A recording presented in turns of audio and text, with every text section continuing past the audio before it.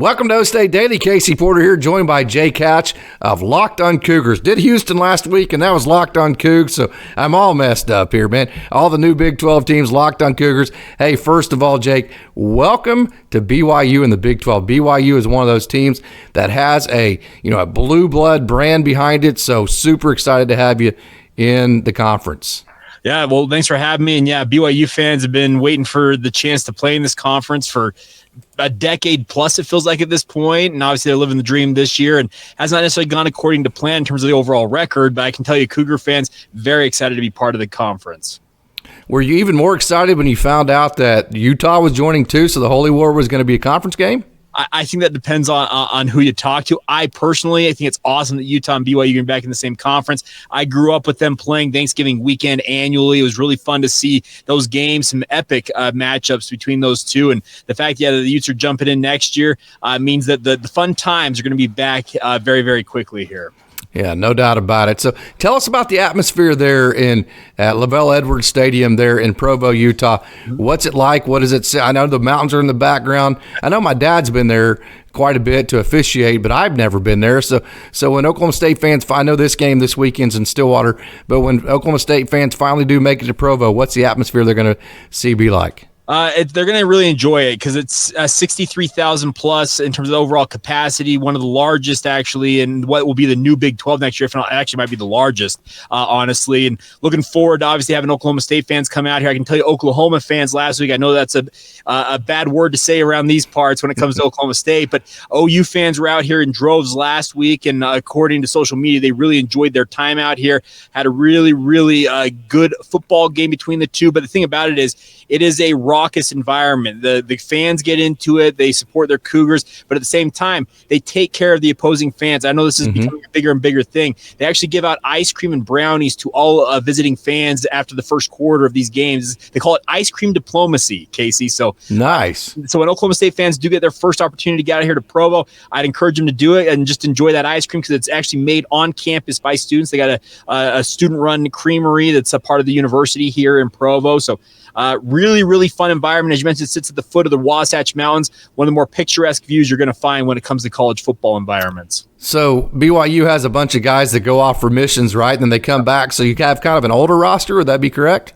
Yeah, the average age this year, BYU's roster, they put out actually a statement earlier this season. It's 21.4 years old. And I know it's very specific, but yes, you have a lot of guys, upwards of 50% of their players will have served missions for the Church of Jesus Christ of Latter-day Saints. Most of your listeners and viewers would probably know it as the Mormon or LDS Church. And I spend 2 years out in the mission field and they come home and play football. So yeah, there are guys on this roster right now for BYU who Oklahoma State's going to go up against this week that are 24 and 25 years old because due to the COVID year and having those 2 years on a mission, yeah, they're a 6th or 7th year senior and they're 24 and 25 years old. In some cases, have multiple kids and are married. Yeah. Yeah. So I know you have a quarterback. You have a quarterback duel going on. Also, your running back. I know you got a running back this week. That was a star of the game against OU last week. So talk about Slovis and Retzlaff. I know you don't know who's going to start at quarterback. Tell us what we might see with each one. Well, the big thing is there's two different styles there because Keaton Slovis, anybody who's watched college football over the past 5 or so years have seen this kid. He's a true pocket passer type, played at USC and at Pitt, and likes to make plays from the pocket. He's not the most mobile quarterback, whereas Jake Retzlaff, he's more of your true dual-threat quarterback. He's started the last 3 games for BYU due to some injury concerns for Keaton Slovis, but Keaton is back practicing this week. The coaching staff said they are planning to have a quarterback battle all this week. They're not going to tip their hand on who they're going to start until game day, so they're obviously going to make Oklahoma State sweat it a little bit and trying to prepare for 2 different quarterbacks. But should be interesting because there's 2 very divergent styles because the last 3 weeks with Jake Retzlaff, a lot of quarterback run game has been implemented into this offense. QB run with RPO actions, read options, all that type of stuff. Whereas before that with Keaton Slovis is more traditional shotgun drop back pass attack with a more traditional running game. The thing is, though, the running game came alive with Jake Retzlaff under center because of his ability to run and really kind of opened up some of the seams for BYU to run their offense more efficiently. That leads me to think that I think it'll be Jake Retzlaff starting again this week, but the coaches have said they're going to continue to run this battle all week long. LJ Martin, he has gotten the bulk of the carries this year, 525 yards. He is your leading carrier. But I know there were some injury issues. Aiden Robbins got back last week. He was kind of the star of the game against OU. So talk about your running back room. Yeah, so LJ Martin has filled in admirably for Aiden Robbins, who was dealing with a rib injury early on this season and just was really ineffective when it sat out multiple weeks. He was a 1,000-yard rusher a season ago for UNLV before transferring to BYU.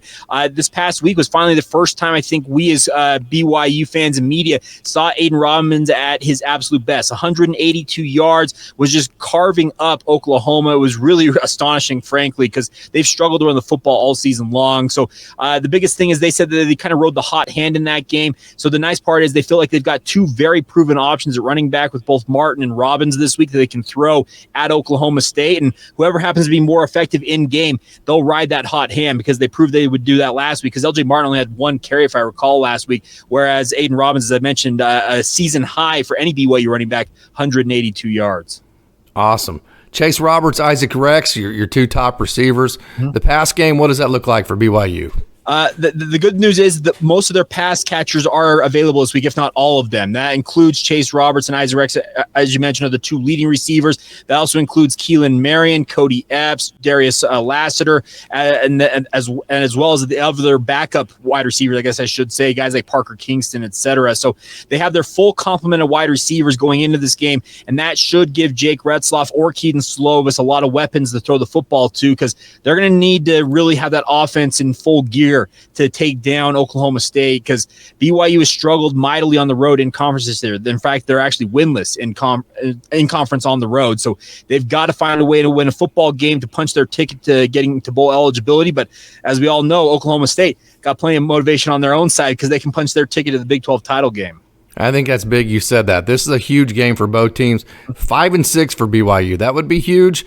You know, I know UCF, when I talked to them, they were fighting for bowl eligibility. So was Houston last week. They would have had to have won their last two games. No. And for the teams that are coming into the Big 12 this year to make a bowl in a Power 5 conference like this year, that's kind of a medal and kind of a badge for you guys, isn't it? Yeah, and that was the thing. Most of us, yours truly included, really kind of said 6-6 would be a great debut season for BYU. So it's right there on the table. You go out and win this football game, you're 6-6, and I think you've accomplished more than what most expected, because the FPI and some of these rankings going into the season had BYU sitting at 3 or 4 wins overall on the year, if not worse than that. So if they were to get to a bowl game their first year as a Power 5 football program, I think that'd be a very good baseline to build from there. But at the same time, it's going to be a very, very difficult challenge to go to Stillwater and win this game.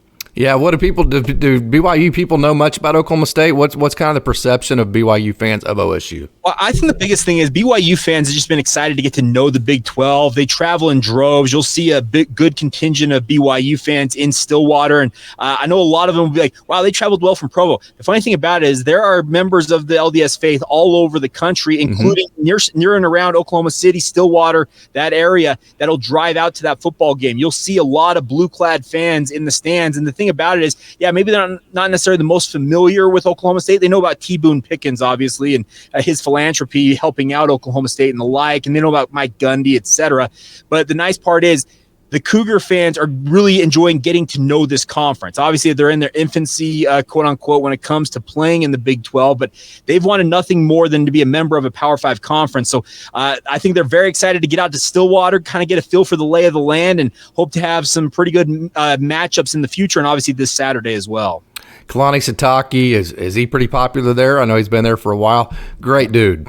Yeah, Kalani's a fan favorite. He's obviously a guy who's very personable. Anybody who has an opportunity to talk to him, you come away feeling like you're his best friend, even if you just mentioned it. Just he has that ability to make you feel special. He is a very popular figure here in Provo, obviously a former BYU fan growing up who got to live his dream playing for Lavelle Edwards during the heyday of Lavelle running the BYU football program, and now lucky enough to come back as BYU's head coach. It's a dream job for him, as he is often heard to say, and I don't see him going anywhere other than Provo, honestly, in his coaching career, unless something absolutely crazy went down. So yeah, he's a pretty beloved figure in Provo. So to stop Ollie Gordon, what do you think BYU has to do this week? Put 8 guys in the box. Ollie Gordon, here's the thing. It's been the year of the running back in the Big 12, and BYU has seen pretty much every one of the big backs that have had these star seasons. CJ Donaldson for West Virginia. You can go down the list that BYU's faced this year. And the thing is about this, Ollie Gordon might be the best of the bunch, and they get him very, very last this season. So it's been fun to see Ollie Gordon break out. I'm a college football junkie at heart.